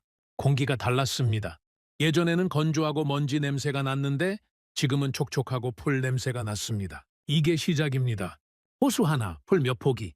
아직 아무것도 아닙니다. 하지만 시작이 있어야 끝이 있는 법이죠. 저는 돌아섰습니다. 할 일이 많았으니까요. 3,000km의 숲, 그 거대한 꿈을 향해 첫 발을 내디딜 시간이었습니다. 그린벨트 프로젝트가 본격적으로 시작됐습니다. 처음 계획을 들었을 때는 솔직히 막막했습니다. 폭 600m, 길이 3,000km라고요? 몽골. 국토를 동서로 가로지르는 거대한 숲을 만들겠다고요? 숫자만 들어도 어지러웠습니다. 하지만 한국팀은 이미 구체적인 실행 계획을 가지고 있었습니다. 전체를 한꺼번에 하는 게 아니라 구간별로 나눠서 순차적으로 진행하는 방식이었죠. 첫 번째 구간은 우리가 댐을 지은 지역 주변 50km였습니다. 저는 몽골 측 총괄을 맡았습니다. 처음엔 부담스러웠지만 해보니까 제가 해야 할 일이 분명해졌습니다. 현지 사정을 가장 잘 아는 사람은 저였으니까요. 어떤 지역에 어떤 나무가 적합한지, 주민들과 어떻게 소통해야 하는지, 그런 것들은 한국팀이 아무리 뛰어나도 알 수 없는 부분이었습니다. 조림 작업이 시작된 첫날, 저는 현장에 나갔습니다. 한국에서 새로운 기술진이 추가로 왔습니다. 이번에는 산림 전문가들이었죠. 팀장님과 함께 온 분들 중에 조림 분야 책임자가 있었습니다. 40대 후반쯤 되어 보이는 분이었는데 과장님이라고 불렀습니다. 말수가 적고 표정이 무뚝뚝했지만 나무 이야기만 나오면 눈이 반짝거리는 분이었죠. 과장님이 저를 데리고 현장을 돌아다녔습니다. 바트 박사님, 여기 토양 좀 보시겠습니까? 과장님이 쪼그리고 앉아서 흙을 파헤쳤습니다. 저도 옆에 앉았죠. 이 토양이면 포플러가 적합합니다. 뿌리가 깊이 내려가는 나무라서 지하수까지 닿을 수 있거든요. 그리고 성장 속도가 빠릅니다. 몇 년 안에 방풍림 역할을 할 수 있어요. 포플러만 심으면 됩니까? 아니요. 포플러는 외곽에만 심습니다. 바람을 막아주는 역할이죠. 내부에는 다른 나무들을 심어야 합니다. 과장님이 일어서서 주변을 가리켰습니다. 숲은 나무의 집합이 아닙니다. 시스템이에요. 각각의 나무가 역할을 가지고 있고 그 역할들이 맞물려서 돌아가야 합니다. 한 종류의 나무만 심으면 병충해에 취약해지고 생태계가 불안정해져요. 저는 고개를 끄덕였습니다. 이론적으로는 아는 내용이었지만 이렇게 현장에서 직접 설명을 들으니 다르게 느껴졌습니다. 그래서 저희는 다층 구조로 설계했습니다. 과장님이 종이를 꺼내서 그림을 그렸습니다. 맨 바깥쪽에 포플러를 심습니다. 키가 크고 바람에 강하니까요. 그 안쪽에는 중간 크기 나무를 심습니다. 비술나무나 느릅나무 같은 거요. 그리고 가장 안쪽에는 관목을 심습니다. 이렇게 세 겹으로 만들면 바람이 단계적으로 약해지면서 안쪽까지 도달하지 못합니다. 사막 바람을 계산한 구조군요. 네. 몽골 바람의 방향과 세기를 분석해서 설계했습니다. 한국에서도 비슷한 방식으로 해안가 방풍림을 만들었어요. 그 경험을 바탕으로 몽골 환경에 맞게 조정한 겁니다. 저는 그 말을 듣고 생각했습니다. 한국은 정말 준비가 철저하구나. 그냥 와서 나무를 심는 게 아니라 모든 걸 계산하고 설계하고 있었습니다. 며칠 후 점적 관수 시스템 설치가 시작됐습니다. 저는 이 시스템에 대해 들어본 적은 있었지만 직접 보는 건 처음이었습니다. 가느다란 호스가 나무 뿌리 근처까지 연결돼 있었죠. 호스에는 작은 구멍들이 뚫려 있었습니다. 과장님이 설명해 줬습니다. 이 구멍으로 물이 한 방울씩 나옵니다. 하루에 몇 리터씩, 천천히요. 그러면 물이 증발하지 않고 땅속으로 새우며들어요. 뿌리가 직접 물을 흡수할 수 있죠. 효율이 얼마나 됩니까? 일반 관계 방식보다 물 사용량이 70% 정도 줄어듭니다. 사막에서는 물이 가장 귀하잖아요? 최대한 아껴 써야 합니다. 저는 호스를 만져봤습니다. 정말 가늘었습니다. 이 가는 호스가 수천 수만 그루의 나무를 살린다니. 전력은 어떻게 공급합니까? 여긴 전기가 안 들어오는데요. 태양광 패널을 설치합니다. 낮에 전기를 모아서 펌프를 돌리는 거죠. 유지보수도 거의 필요 없습니다. 과장님이 저를 바라봤습니다. 바트 박사님, 이 시스템의 핵심이 뭔지 아십니까? 물을 아끼는 것 아닙니까? 그것도 있지만 더 중요한 게 있습니다. 사람 손이 안 가도 된다는 겁니다. 저는 그 말의 의미를 곰곰이 생각했습니다. 한번 설치해 놓으면 자동으로 돌아갑니다. 매일 누가 와서 물을 줄 필요가 없어요. 이게 중요합니다. 왜냐하면 이 프로젝트는 3,000km거든요. 사람이 매일 관리하는 건 불가능합니다. 시스템이 스스로 돌아가야 해요. 저는 고개를 끄덕였습니다. 맞는 말이었습니다. 아무리 좋은 프로젝트도 유지가 안 되면 소용없습니다. 외국 원조가 실패하는 이유 중 하나가 바로 그거였죠. 돈 들여서 뭔가를 만들어 놓고 관리가 안 돼서 몇 년 만에 망가지는 경우가 많았습니다. 한국은 그걸 알고 있었습니다. 그래서 처음부터 유지보수가 최소화되는 시스템을 설계한 거였죠. 나무 심기가 본격적으로 시작됐습니다. 한국 기술진만 하는 게 아니었습니다. 주변 마을 주민들이 참여했죠. 팀장님이 처음부터 강조했던 부분이었습니다. 몽골 사람들이 직접 해야 한다고요. 주민들에게 일당을 지급했습니다. 하루 일하면 하루치 품삯을 받는 거였죠. 처음엔 돈 때문에 오는 사람들이 많았습니다. 당연한 일이었죠. 이 지역 사람들 대부분이 가난했으니까요. 유목을 포기하고 도시 빈민이 된 사람들, 농사를 짓다가 사막화로 망한 사람들, 그런 분들에게 일자리는 절실했습니다. 그런데 시간이 지나면서 분위기가 달라졌습니다. 어느 날 저녁 작업이 끝난 후였습니다. 주민 몇 명이 모닥불 주변에 앉아서 이야기를 나누고 있었죠. 저도 옆에 앉았습니다. 한 남자가 말했습니다. 40대 초반쯤 되어 보이는 분이었죠. 오늘 내가 심은 나무가 10그루야. 10그루. 그래서 뭐가 어쨌는데? 다른 사람이 물었습니다. 아니, 그냥 생각해봤어. 이 나무들이 자라면 어떻게 될까? 10년 후에 여기 오면 숲이 되어 있을 거 아니야. 내가 심은 나무가 숲의 일부가 되는 거야. 갑자기 왜 그런 생각을 해? 몰라. 그냥 오늘 나무 심으면서 문득 그런 생각이 들었어. 내 인생에서 뭔가 남는 일을 해본 적이 있나? 생각해 보니까 없더라고. 그냥 먹고 살기 바빴지.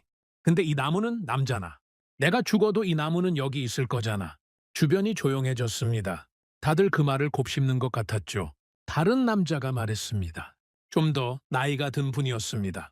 나도 비슷한 생각했어. 우리 아버지가 이 근처에서 양을 쳤거든. 1000마리 넘게 키웠어. 그때는 여기가 전부 초원이었지. 그런데 다 사라졌잖아?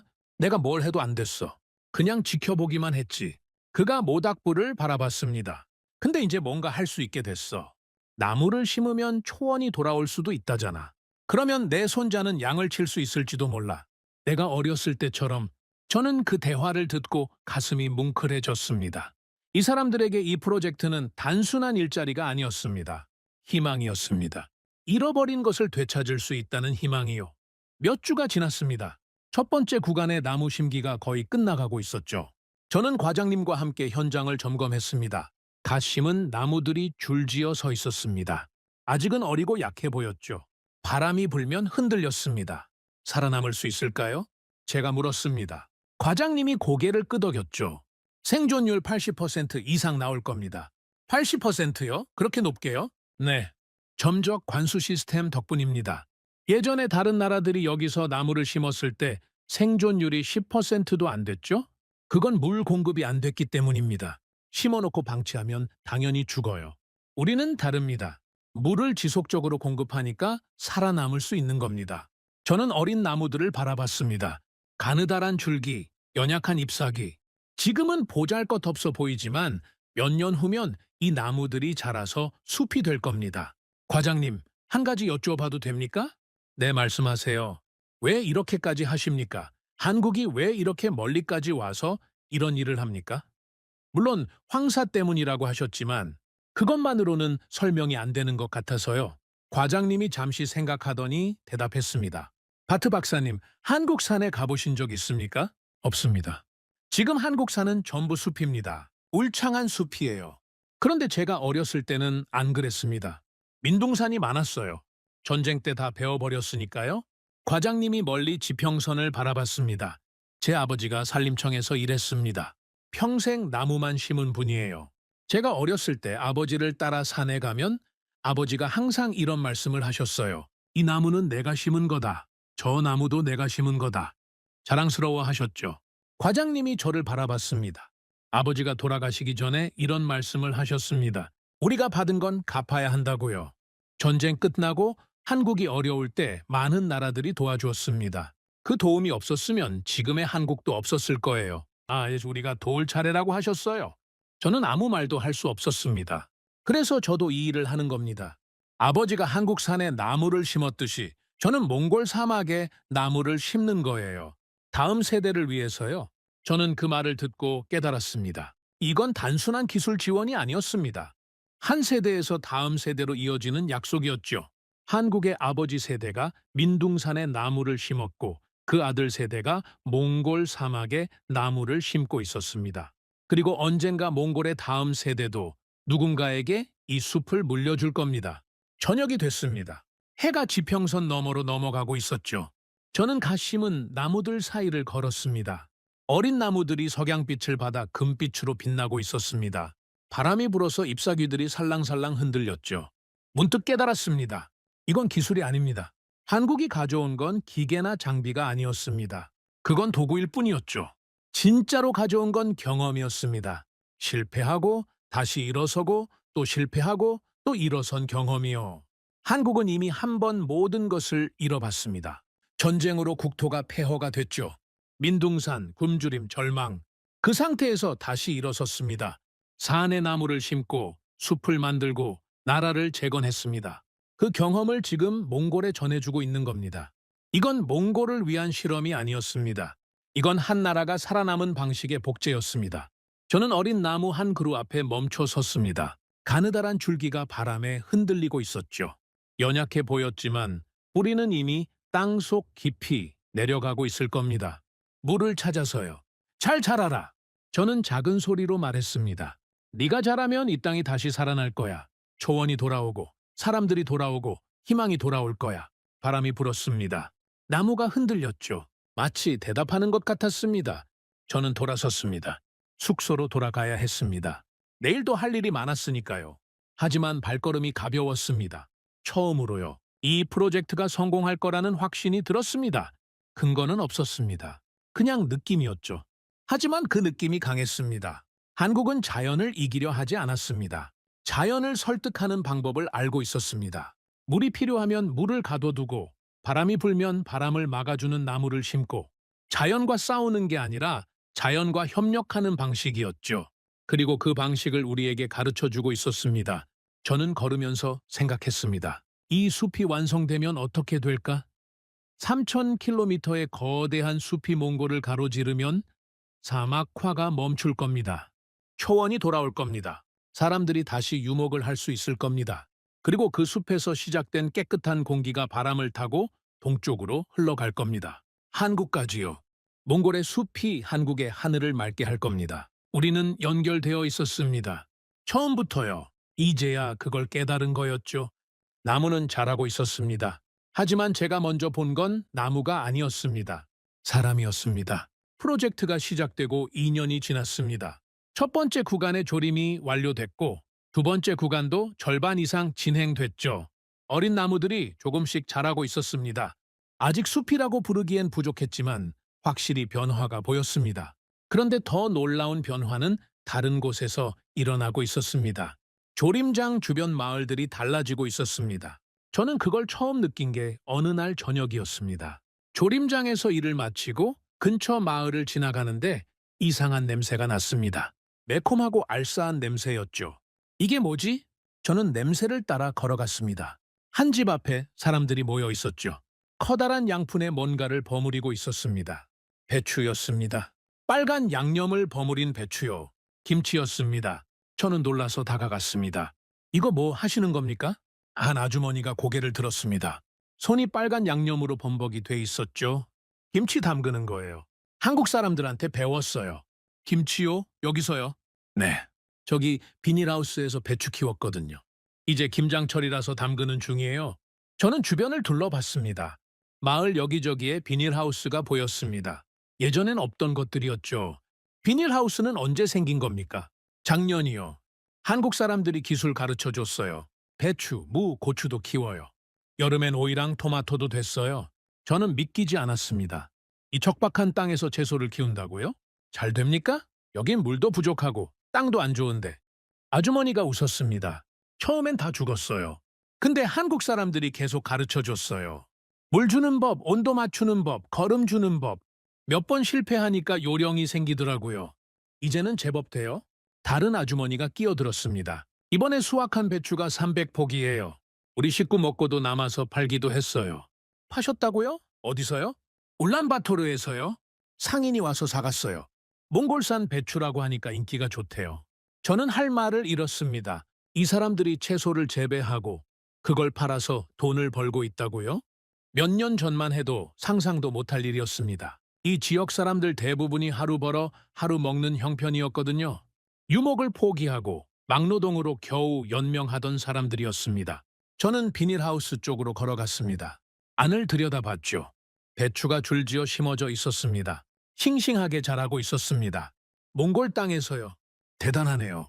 저도 모르게 말이 나왔습니다. 며칠 후 저는 팀장님에게 그 이야기를 했습니다. 팀장님, 마을에 비닐하우스가 생겼던데요. 그거 아셨습니까? 팀장님이 고개를 끄덕였습니다. 알고 있습니다. 저희가 지원한 겁니다. 지원이요? 네, 조림 프로젝트만 하는 게 아닙니다. 주민들 생계도 함께 생각해야죠. 나무 심는 건 장기 프로젝트잖아요? 숲이 완성되려면 10년, 20년 걸립니다. 그 사이에 주민들이 먹고 살 방법이 있어야 해요.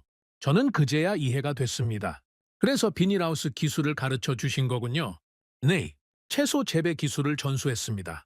몽골은 중국산 채소에 많이 의존하잖아요. 직접 키울 수 있으면 돈을 아낄 수 있고 팔면 수입도 생기고요. 팀장님이 저를 바라봤습니다.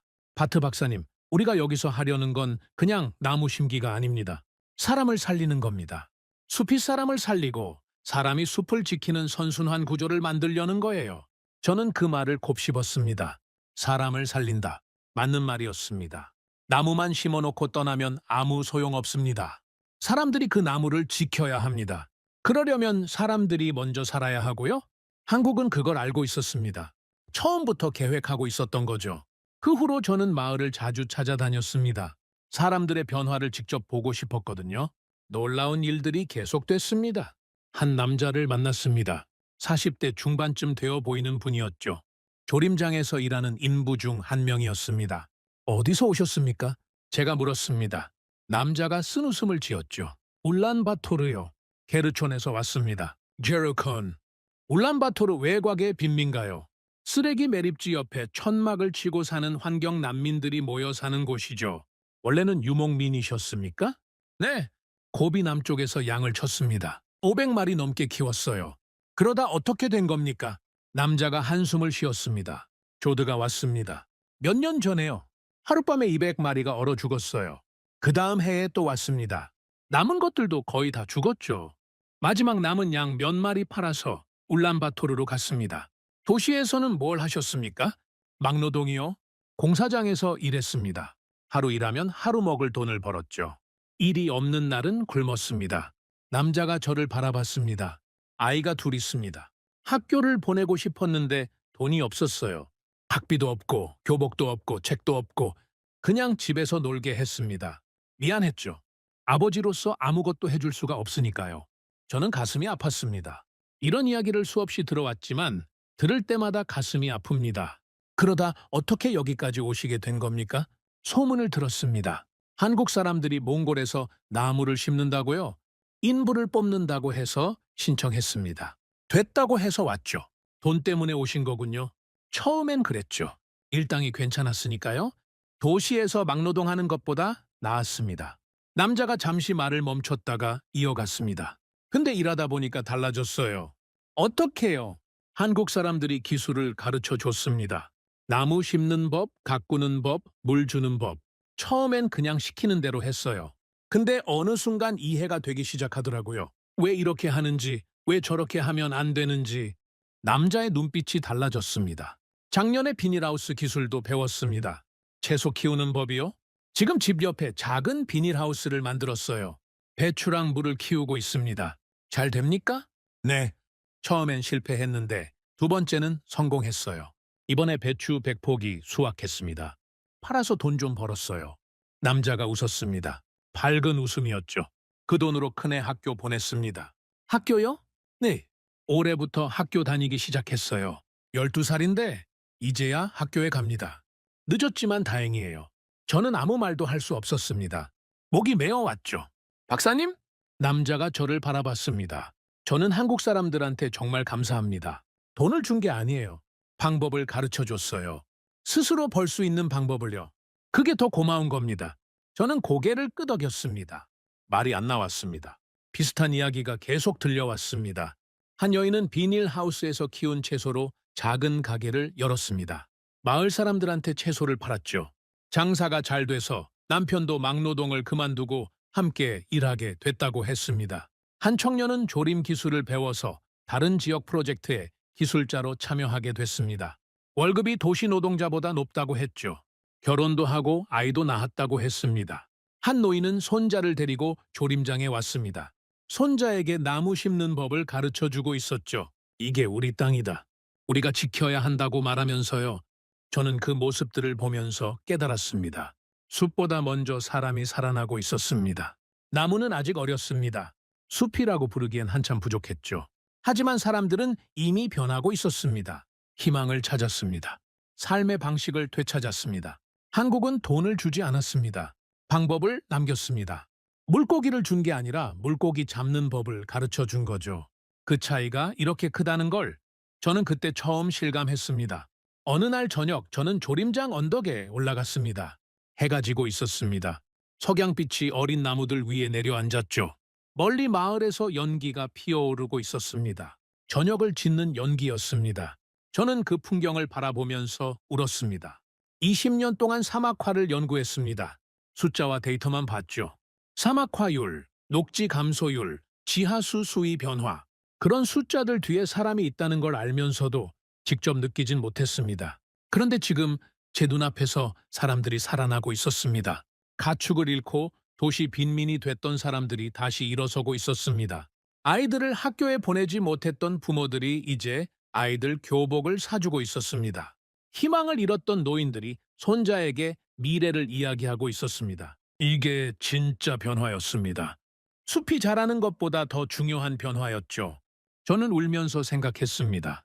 사막은 땅을 죽였습니다. 하지만 더 무서운 건 가난이었죠. 가난은 사람을 죽였습니다. 희망을 죽이고 꿈을 죽이고 미래를 죽였습니다. 그런데 지금 그 가난에서 사람들이 빠져나오고 있었습니다. 스스로의 힘으로요. 한국이 도와줬습니다. 하지만 한국이 대신 해준 건 아니었습니다. 방법을 알려주고 기술을 가르쳐주고 함께 뛰었습니다. 나머지는 몽골 사람들 스스로 해냈습니다. 그게 진짜 도움이었습니다.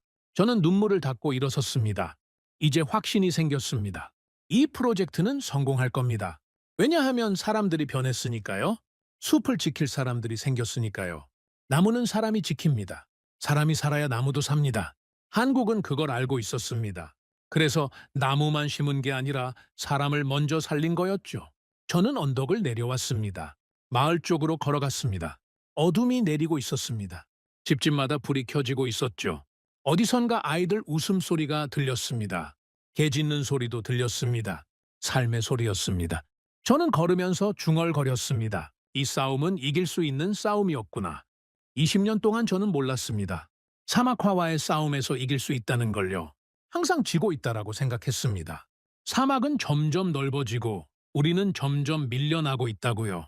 그런데 아니었습니다. 싸우는 방법이 틀렸던 거였습니다. 사막과 싸운 게 아니라 자연을 설득해야 했던 거였습니다.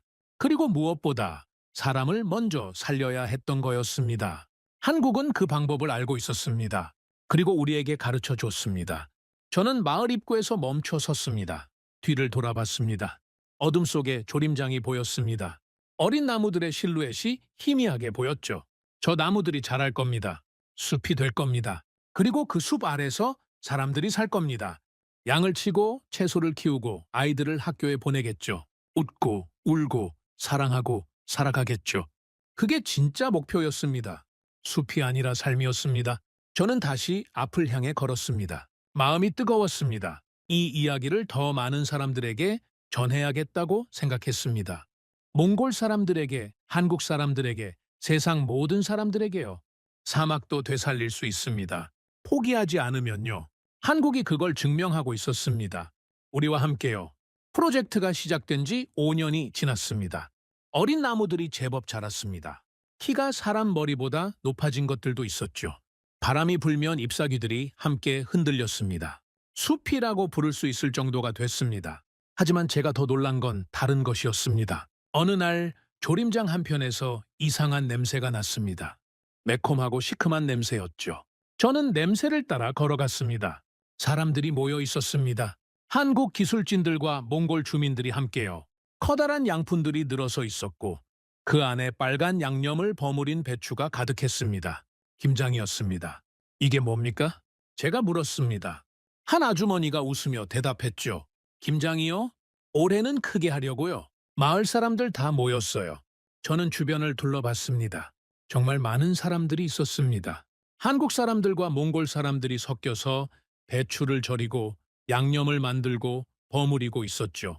말이 안 통해도 손짓발짓으로 소통하고 있었습니다. 웃음소리가 끊이지 않았습니다. 이 배추는 어디서 났습니까? 저희가 키운 거예요. 비닐하우스에서요. 올해 수확이 좋았어요. 몽골 땅에서 자란 배추로 김치를 담그고 있었습니다. 몇 년 전만 해도 상상할 수 없는 일이었죠. 한 한국 기술진이 제게 다가왔습니다. 바트 박사님 같이 하시겠어요?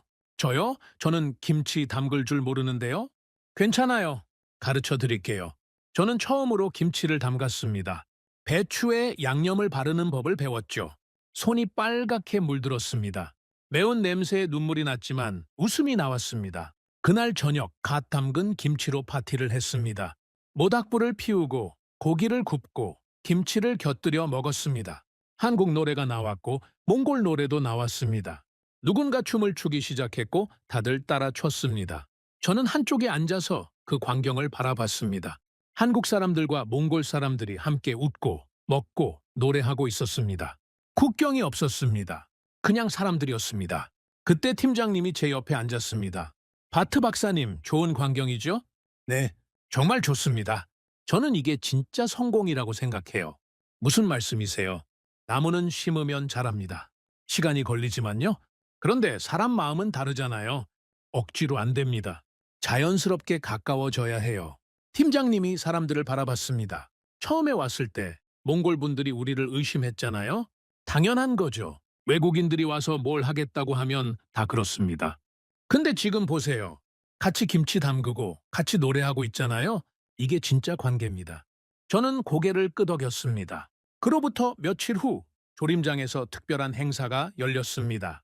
결혼식이었습니다. 조림장에서 일하던 커플이 결혼하게 됐습니다. 두 사람 다 환경난민 출신이었죠.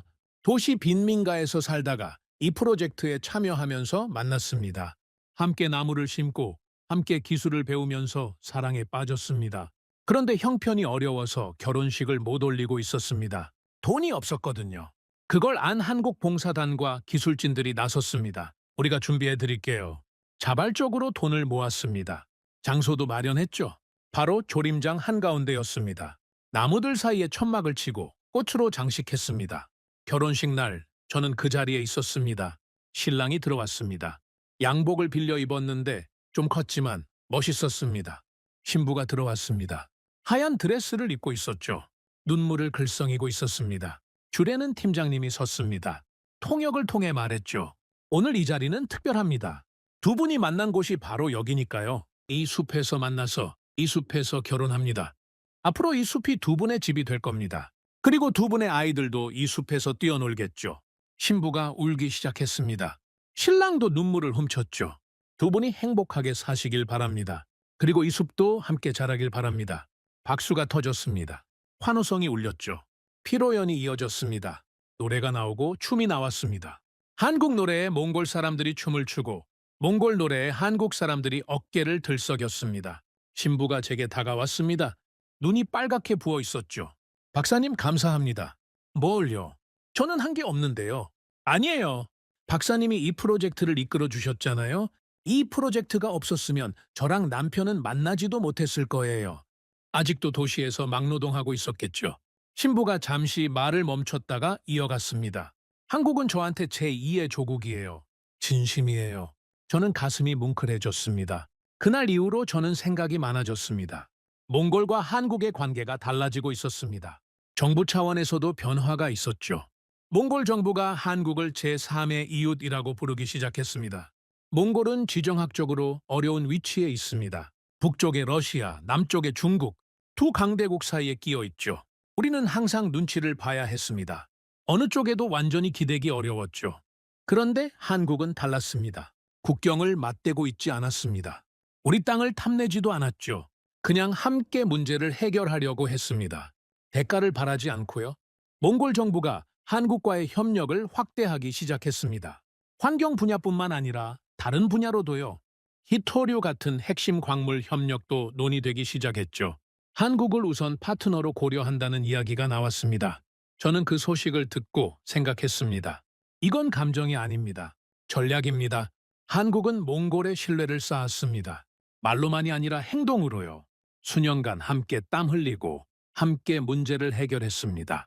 그 신뢰가 외교적 자산이 된 겁니다. 똑똑한 접근이었습니다. 프로젝트 5주년 기념 행사가 열렸습니다. 정부 관계자들, 마을 주민들, 한국 기술진들이 모두 모였습니다. 조림장 한가운데 단상이 설치됐죠. 저도 연설을 해달라는 요청을 받았습니다. 단상에 올랐을 때 저는 앞에 펼쳐진 광경을 봤습니다. 나무들이 바람에 흔들리고 있었습니다. 사람들이 웃고 있었습니다. 한국 사람들과 몽골 사람들이 섞여 있었죠. 저는 입을 열었습니다. 제 이름은 바트에르덴 바야르사이한입니다. 20년 넘게 사막화를 연구해 온 사람입니다. 5년 전 저는 절망하고 있었습니다. 사막화는 막을 수 없다고 생각했죠. 우리 힘으로는 안 된다고요. 저는 잠시 말을 멈췄습니다. 그런데 한국이 왔습니다. 그리고 질문을 바꿨습니다. 왜 나무가 죽는가가 아니라 왜 물이 없는가를 물었습니다. 그 질문 하나가 모든 걸 바꿨습니다. 저는 나무들을 바라봤습니다. 지금 이 숲을 보십시오. 5년 전에는 모래밭이었습니다. 아무것도 없었죠. 그런데 지금은 나무가 자라고 있습니다. 새가 날아들고 풀이 돋아나고 사람들이 웃고 있습니다. 저는 청중을 바라봤습니다. 한국은 우리에게 나무를 심어주지 않았습니다. 방법을 가르쳐 줬습니다. 물을 가두는 법, 나무를 키우는 법, 채소를 재배하는 법, 스스로 해낼 수 있도록요. 저는 한국 기술진들을 바라봤습니다. 한국은 도움을 준 나라가 아닙니다. 함께 살아남는 법을 알려준 나라입니다. 우리는 그 은혜를 잊지 않을 겁니다. 박수가 터졌습니다. 연설이 끝난 후 저는 홀로 조림장을 걸었습니다. 나무들 사이를 천천히 걸었죠. 바람이 불어서 잎사귀들이 살랑거렸습니다. 햇빛이 나무잎 사이로 쏟아졌습니다. 저는 멈춰서서 생각했습니다. 이 숲이 계속 자라면 어떻게 될까요? 3,000km의 숲이 완성되면요? 사막화가 멈출 겁니다. 모래바람이 줄어들 겁니다. 그 모래가 한반도까지 날아가지 않을 겁니다. 몽골의 숲은 한국의 하늘과 이어질 겁니다. 우리가 지킨 이 나무 한 그루는 결국 한국의 아이들이 마실 공기가 되어 돌아갈 겁니다. 저는 웃었습니다. 이건 몽골의 이야기가 아니었습니다. 한국의 이야기도 아니었습니다. 우리 모두의 이야기였습니다. 저는 나무 한 그루에 손을 댔습니다. 거친 껍질이 손바닥에 닿았죠. 살아 있었습니다. 잘하고 있었습니다. 고맙다. 저는 작은 소리로 말했습니다. 나무에게요. 한국에게요. 함께 해준 모든 사람들에게요. 바람이 불었습니다. 나무가 흔들렸습니다. 마치 대답하는 것 같았습니다. 오늘의 사연은 여기까지입니다. 구독과 좋아요는 영상 제작에 아주 큰 힘이 됩니다. 지금까지 감동테라스 저는 소희였습니다. 오늘도 우리 구독자님들의 가정에 따뜻한 행복이 가득하시길 진심으로 바라겠습니다. 긴 영상 끝까지 시청해주셔서 정말 감사합니다. 내일 더 좋은 이야기로 찾아뵙겠습니다. 감사합니다.